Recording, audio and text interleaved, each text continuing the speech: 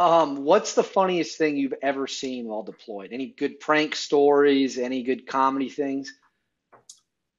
I think that if Hollywood gets anything wrong about war, it's the lack of, funny stuff that happens like in the thick of horrible situations. That's one of the things that they get wrong is I feel like, for me, Chris, Chili, like all of us that were rolling around on the same team for the better part of like 5 years together, it was just nothing but grab assery and joking around and pulling out the little Chili's a short guy. So we pull out the chili ladder and put it up against the little bird or against the vehicle. And like, we would take it places and stuff like that. It's just absolutely hilarious.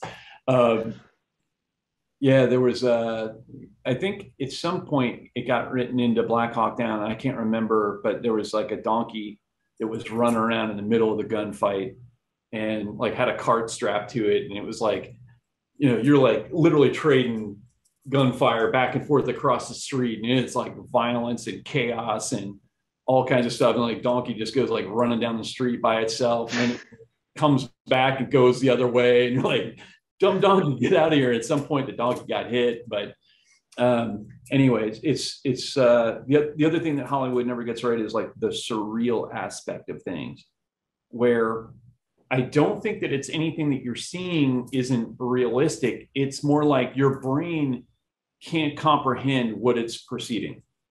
So you're in this situation, there's like this intense overload of adrenaline and fear and all of that stuff. You're seeing stuff happen that you never, you can't really understand fully.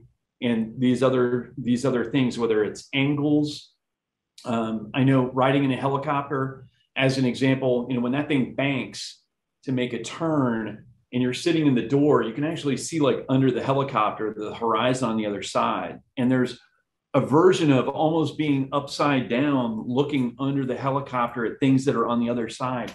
And these angles are they're just not things that your brain fully can perceive or has the time to absorb and process.